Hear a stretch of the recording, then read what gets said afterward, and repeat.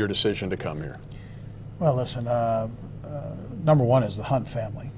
I had an opportunity to meet with Clark and spent 9 hours with him, and it was a grinder, but you just know.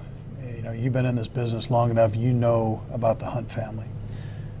I can't tell you about the fans. I mean, the fans are out of their minds. It's a tough place to play. I've had to come in here with teams and play, and it's brutal.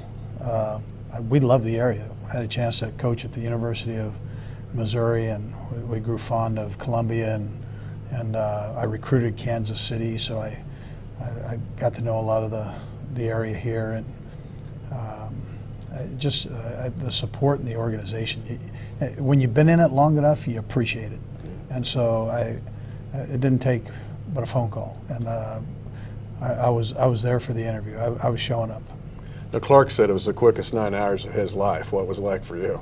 Well, to be honest with you, they brought a lot of people. I mean, Clark had that plane fully loaded, and so the day went by fast. I mean, very fast, actually. And we probably could have kept going, but we called it off after 9, and I was hoping that he would offer me the job. So I was very glad that it worked in that direction. Well, the whole Chiefs Kingdom is glad that you're here. Now, you mentioned the fan base, and you brought 2 teams in here and won 2 tough games, 0-1 and 0-5, and it was hard for NFC teams to win here, and you did it. But you also lost here with that 96 world champion Packer team. How do you relight this fan base to bring back that kind of fervor next year to this? Yeah, listen, first of all, they're an important part of this, a very important part. It's my responsibility to make sure that I coach this football team into a winning football team.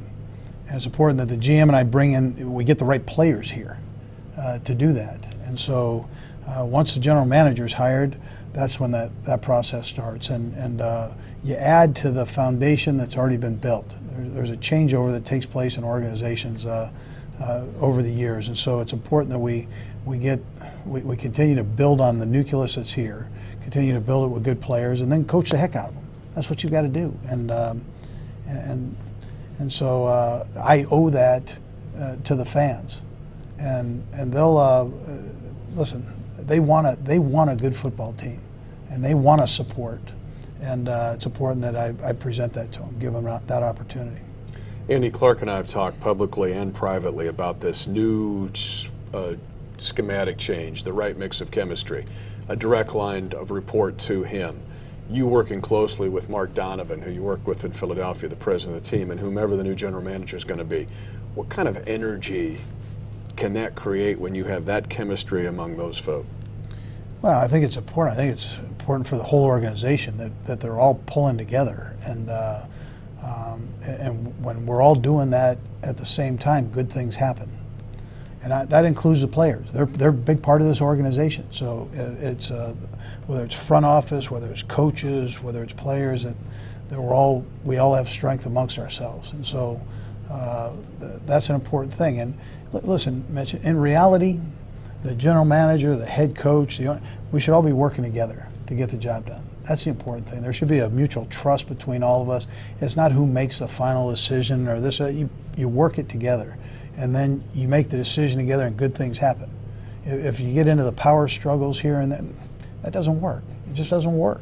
That's been proven over time in this game. So everybody checks their ego at the door. Let's get in there and grind, and let's get it right and go win some games, man. Timetable, assembling your staff. You were part of one of the greatest staffs in NFL history with that Packers staff in the 90s. You've had great staffs with the Eagles. What do you want to get done, and the timetable of getting your staff done here in Kansas City? Well, I hate putting timetables on things. I'm not sure that's the right thing to do. I think it does take time, though. We're taking over a team here that was the last, the bottom of the birdcage there. We're the last in the league right now. So we've got to build that up. And there's got to be an energy that I'm going to expect from the players and from the coaches. But I think another thing that has been proven over time in this league is if you have good coaches and you have good players, good things happen.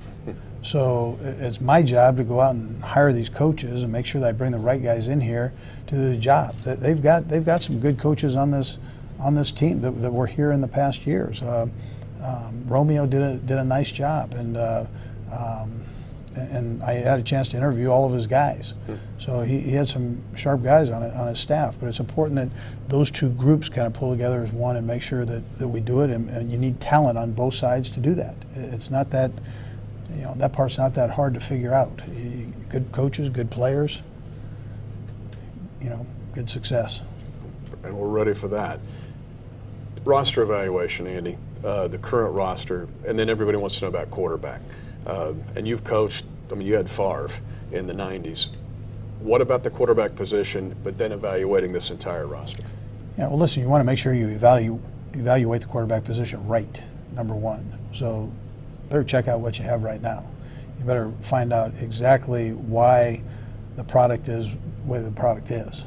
And so you do that, and then you've got trades, you've got the draft, you've got free agency, you have all these things that go into it. The one mistake that you can't make is you go in with the number one pick and you just pick a quarterback. You better make sure it's got to be the right person at that position. And that's what people get in trouble. They force picks, in particular when you're picking that high. And so maybe it's this year, maybe it's not.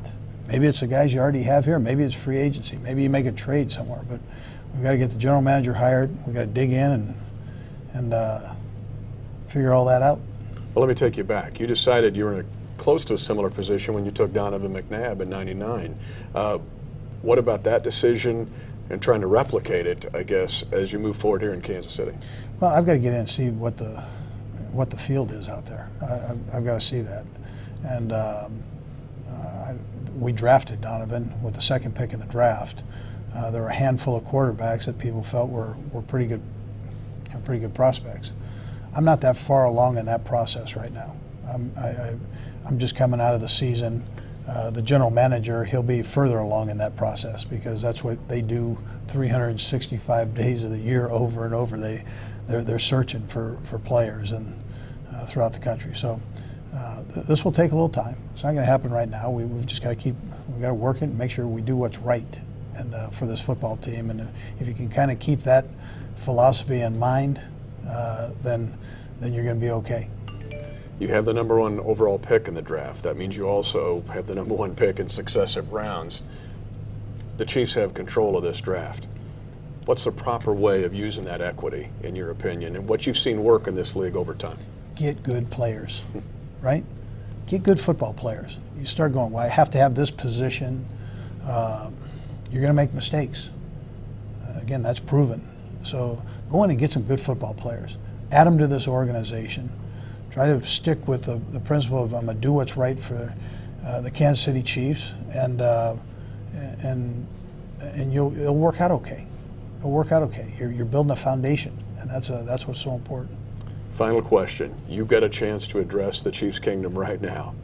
What do you tell them? First of all, I love the Chiefs Kingdom, man. I love that term, huh? Sea of Red, the Chiefs Kingdom. Gone, man. That's exciting. They broke out the tie. If you get a close up on that tie, it's a Chiefs tie, huh?